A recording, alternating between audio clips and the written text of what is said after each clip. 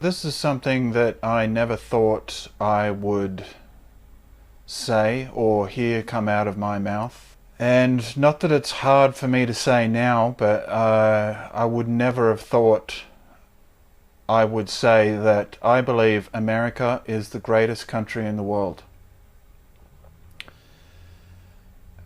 Even saying it now in the video, it just sounds weird, but I now realize why you guys over there say we live in the greatest country in the world.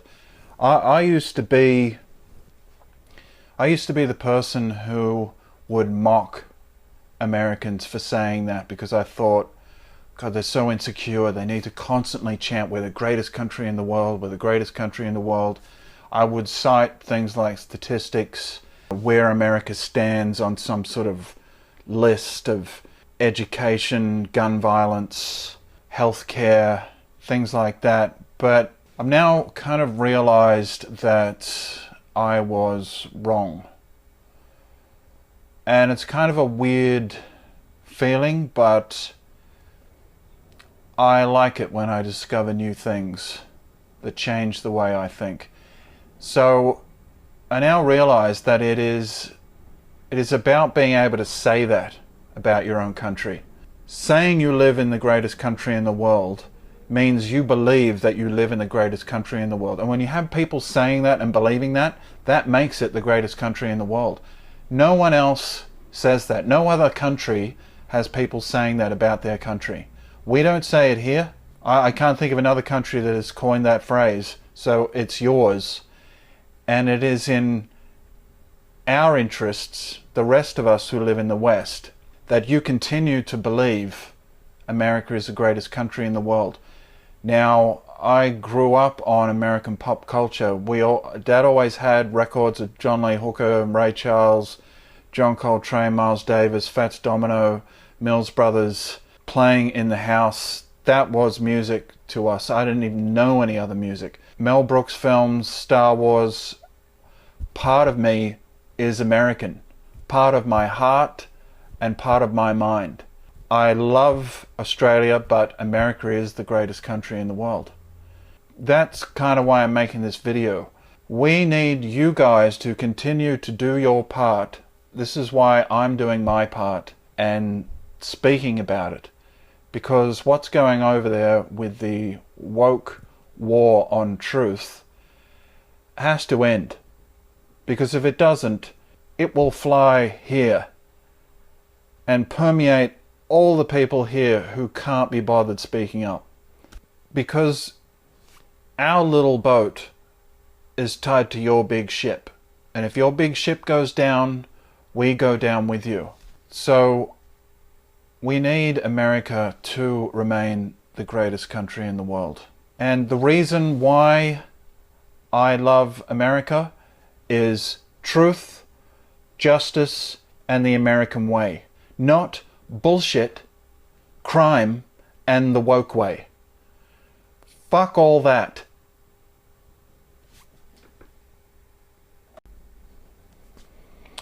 So, I mean, even though I'm Australian, I do have a huge interest in what happens in America, in the politics.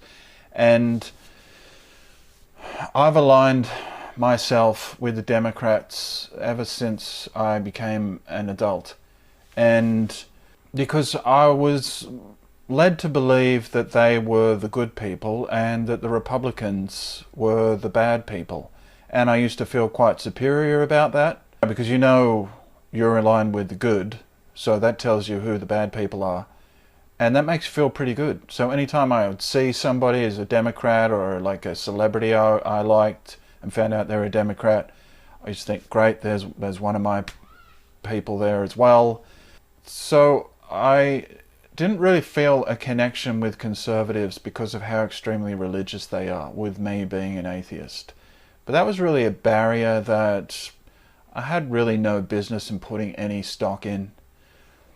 But it's become apparent through all this sort of COVID mess and now this woke mess that the thing that conservatives are absolutely obsessed with, and for very good reason, is the traditional family. Now, yes, Republicans have been quite stupid in the past, telling gay people that they can't make traditional families, but I think they've kind of evolved on that subject now. But the family unit of two parents and the children, and then the extended family, I've always known that I had a strong belief in that. And I guess I've always known conservatives do too. I'm not saying liberals don't believe in the family, but boy, the conservatives are obsessed with it to the nth degree, which is, I think, what you need. So when I found out I was kind of wrong about labeling conservatives as just narrow-minded, racist, bigoted, hillbilly, backward people, but I didn't really think all those things. Just I wouldn't fight back on them if someone said those. I wouldn't really stand up for conservatives because I just assumed liberals were right all the time. Assuming things is not good. You really need to actually think things through. I don't think I ever put a lot of thought into why I supported the Democrat establishment and considered myself a liberal. I just accepted it. But now that I've sort of put thought into it and do research, the mask of the Democrats has been slipping and has almost slipped off. I mean, you watch Nancy Pelosi when she does her press conference, and she's constantly trying to push that mask back up. I find that hilarious. So there were, I've got notes here because I can't remember all this. So the sort of shiny, brilliant veneer of the Democrats and the liberal mindset, I noticed a few cracks sort of forming in that. And those cracks started to appear within the sort of celebrity culture that the Democrats love to, put up as their heroes. So the first one was kind of Samantha Bee on her, was it Full Frontal show that I used to watch. I used to think that was funny. That's when I thought liberals were the gods and conservatives were the demons. When she called Trump's daughter a feckless cunt, that's not a joke. That's not class.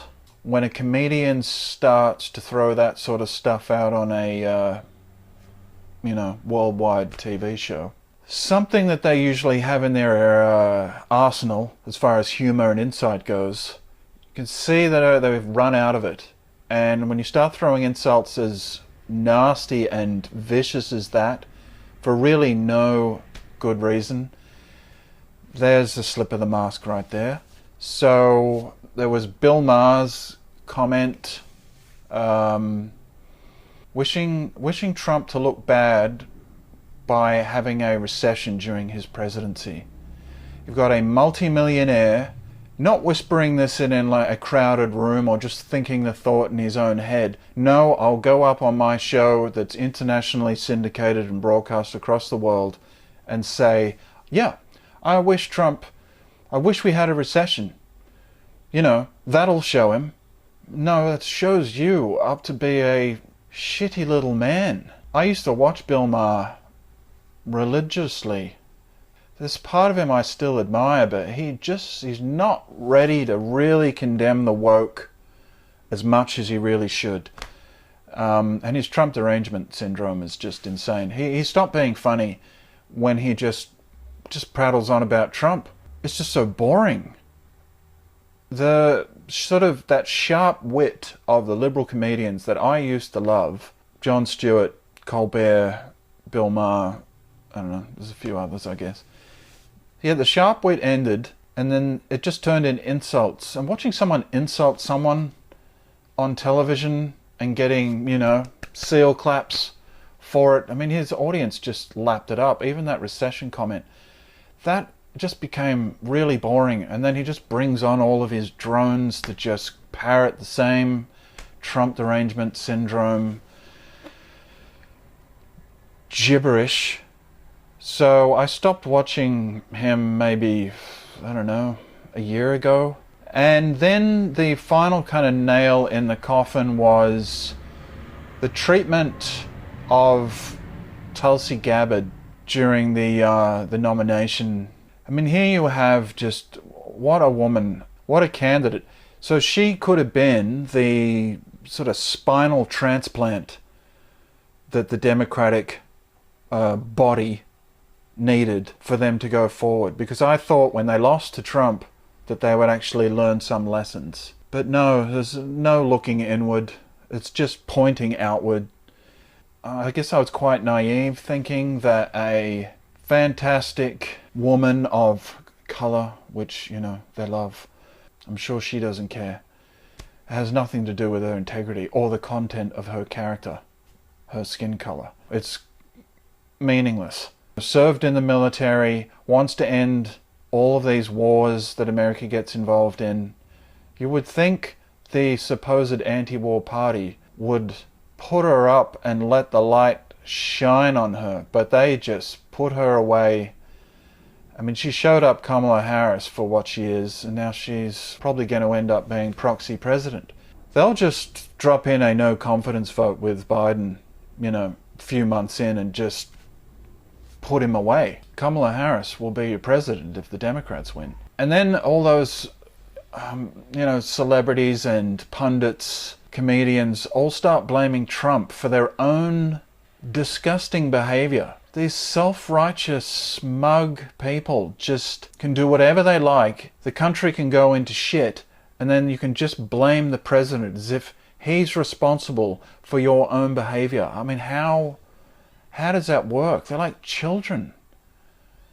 Yeah, and also, I mean, I guess throw in Sam Harris and his constant Trump derangement syndrome. Always going on about Trump, and I want to hear reasons why. I want to hear someone of Sam's intelligence tell me why he can't stand Trump. But constantly, all it is him saying, we're losing our standing in the world. So what? Trump shakes shit up. He is the punk president that the world apparently wanted. Well, America. Greatest country in the world. But it was always the same complaint. He's ignoring our norms. Well, I think America was sick of norms. Hillary Clinton was just going to be more of the norms. You know, she's that band you've loved for ages that can't make any new music that's worth listening to. So she was terrible. Because in 2016, as we were coming up to the election, I knew Trump was going to win. I absolutely knew it. I could just tell there was something in the air that people were sick of. And for whatever faults he was going to show us, things were going to be different. Apple carts were going to get upset. People were going to get upset. I mean, that's an understatement because upset doesn't really cover it. But he was going to shake things up. And I think the general consensus around me over here was that Trump was going to lose and Hillary was going to win. But, you know, and I was worried that he was going to win because I bought into all of the bullshit. I mean, I wasn't worried in the hysterical way. I didn't really like him. I'd seen a couple of documentaries on him, but I wasn't crazy about him being president. I think I wrote something on some post saying, yeah, well done, America, you know, sarcastically. But he didn't turn out to be the disaster. On the contrary, he's turned out to have done some quite good things that no one wants you to hear about. Because they're all the things the Democrats should have actually done years ago, but he's beat them to it. That must hurt. I like that he doesn't give a shit what people think of him. Imagine paying lip service to any of that bullshit that they say about him. I like what he says about the press because they've shown themselves to be absolutely full of shit. They're just liars and storytellers. And that fake news phrase is just gold. And he's funny. Some of the things he said are just hilarious. Even when he doesn't know he's being funny, which is when someone's the funniest. You know, sometimes you're laughing at him, sometimes you're laughing with him, sometimes you're laughing at him and with him at the same time.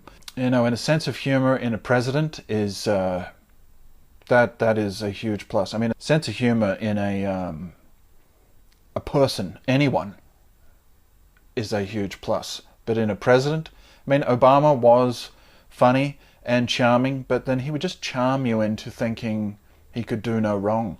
And that is not a good thing to be thinking about a president, and you shouldn't do it with Trump either. I mean, I know he's got incredibly loyal, fervent supporters, but the worst thing you can do is love Trump, because he's human too and quite capable of fucking everything up. So you've got to use your checks and balances and keep him accountable. Don't adore him, because he's not a savior. No president is a savior. I haven't become a conservative. Sometimes I have to read down here because I haven't memorized everything. I haven't become a conservative or anything like that, because I can now see their reasons for being conservatives. Whereas before, I used to think, why would you want to be a conservative? Even the word conservative meant to me, oh, I don't want to take any risks. I don't want to do that. I'm conservative. But that was kind of a stupid way at looking at conservatism. I mean, I know liberals are all about freedom. Well, they're not now. But I was led to believe they were. You can't really have freedom without conserving some integrity that allows freedom to spill across your country. You need rules and you need order to let freedom reign. And I think liberals just don't really have a grasp on this whole freedom thing. You can't have open borders and freedom at the same time. Because that very thing that immigrants from other countries are attracted to in America is America contained within all of the things that make it great. Once you, this is not a real word, but once you uncontain that and let it spread and open all the doors, what is going to be attractive about America for immigrants to come to in the first place? I mean, you have a dinner party, you, not so carefully, but you look in your phone and you say, well, he's coming, she's coming. You select a whole bunch of good people because you want good quality conversation, good food, good drinks, good times, good memories. You don't just go, you'll do, everyone come, let them eat all your food. Don't flush the toilet, leave a huge shit in the toilet. And then some of the people that you've invited say, what was with that party? That was terrible. Oh, well, I had open doors. I just decided to open my doors because I'm so liberal and I love freedom. See, my door's open right now. I have come to the realization that while I still disagree with a lot of what conservatives are about, the main thing I'm on board with, conservative-wise, is their bedrock of family. So the thing about family is a strong family with the mother and father, or two fathers, two mothers, whatever, the children, the aunts and uncles, the grandparents, the extended family, is this organism of potential, separate and together. And the wealth of knowledge that those generations of great-grandparents to the grandparents, parents to the children, and then spread out across the siblings and the uncles and aunties, that wealth of knowledge that just continues to spread down the timeline and that it propagates throughout your community, so a strong family is a strong civilization. And unless people get that through their fucking thick heads, we will be in this shit forever. I used to say things like, I'm no fan of Trump by any means, blah, blah, blah. But I think I used to say that just to sort of blend in with the small talk. Say, you're at a party or something like that and someone brings up Trump. I would either say nothing or it would just do a soft agreement. Kind of like throwing a handful of sand on the beach. No one's going to notice. I have complied silently. But that's a problem with compelled speech. It's not speech. It's just useless noise, like whispering in a crowded room. I mean, you've added nothing. And the thing with Trump, they continue to say that he hasn't disavowed white supremacy. He's done it constantly. What is with the barrage of will you denounce white supremacy? Are they hoping to catch him up? Are they hoping to catch him in some sort of riddle? Because they didn't catch him in the original one at Charlottesville. That was made up. If you watch the entire video, you see the full context of what that video is, and you know what he said. But let's just show the last 30 seconds of the video. That's enough. I mean, if you do that with everything, you can write your own stories. You don't need to be in news. They should be filmmakers. Walk into a movie theater in the last 5 minutes and tell me what it was about. Walk in on a joke just as a punchline is being delivered while everyone's laughing and you have this stupid look on your face trying to figure out what they're all laughing about. That's the news. The Democrats have just basically made Trump the boogeyman, so we won't look at them. Anytime there's any chance we have to look at them, they just point at Trump, Orange Man bad, and that's their trick. Make him into a big enough monster with enough tentacles coming off him will, distract everybody from seeing the Democrats for who they really are.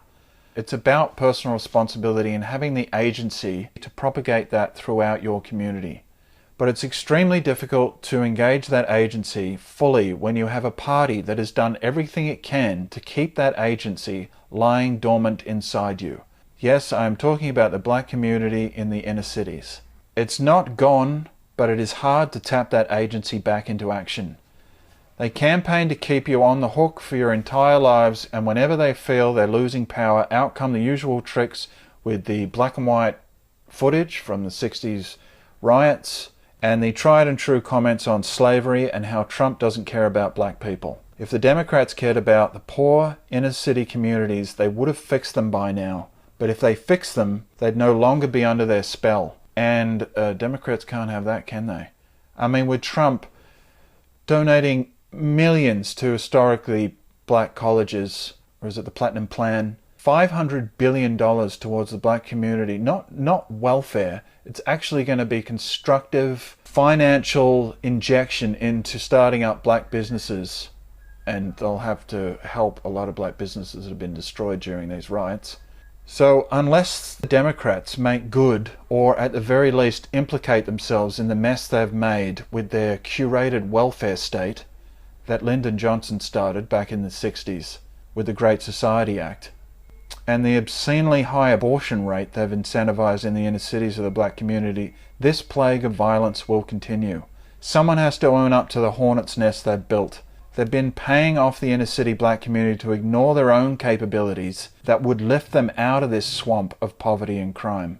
They're being paid to remain complacent. So it's been almost 60 years since this callous experiment, the Great Society Act, was set in motion, plus that 94 crime bill of Biden's. A little help from the Republicans with the war on drugs, which did not help at all. Just keep the inner city black community to a manageable size with a docile manner, and then own their political motivations. But I suspect a lot of them are waking up to this now. It's been such a long time and such a weight on that community.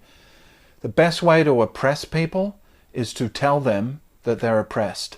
And you being the teller, suggest to them that you're the one who can fix it. The Democrats haven't been serving their black community in the inner cities. It's the black community in the inner cities who have been serving the Democratic Party.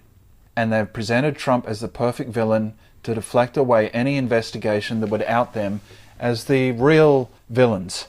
The Democrats have no interest in ending racism. What would they spend their time doing? It's a hostage situation.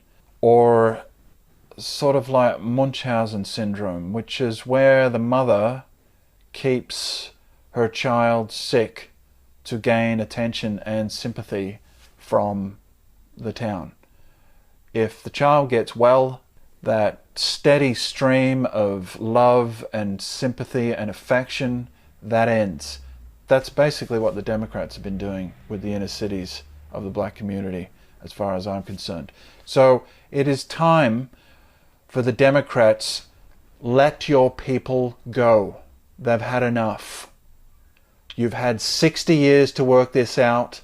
In the 50s, before the Great Society Act, they had their shit working. and you fucked it all up, and you obviously show no interest in fixing the problem. So goodbye. Then speaking of letting your people go, people who make videos like this, you could possibly lose some friends. Maybe you could stand to lose some friends. Maybe you've got too many friends. I don't have too many friends. I mean, I run the risk of losing all 5 friends that I have if they see this video. Or I could be at a party and say to one of them, thanks for standing by me, if that video, I was kind of nervous about showing that to people, so I appreciate it. What video? We're friends? Taxi! You got to get out of there quick, because what you don't have, you can't lose. I mean, as a species, we're making new people all the time. As we speak, new friends are being created. There are people out there who have been walking around for years that were made especially for you to add to future dinner parties. So if you're going to lose some friends, there are plenty of ways to make new ones, because we're making new people all the time to replace these morons who think just because you've said something that supports the truth about the left's derangement on Trump and him being an evil monster. I mean, just compelled speech. If you feel compelled to say something just because it blends in with the nice conversation, fuck that. Say what you feel. We should not be afraid of having conversations. The fact that someone can decide to hate you and unfriend you in the real world, not just Facebook, who cares who leaves you on Facebook? They're not your real friends anyway. Because of their deranged hatred for Trump says a lot about them, and it should tell you that you are much better off without them. Oh, and another thing I forgot to mention, Make America Great Again and Trump 2020.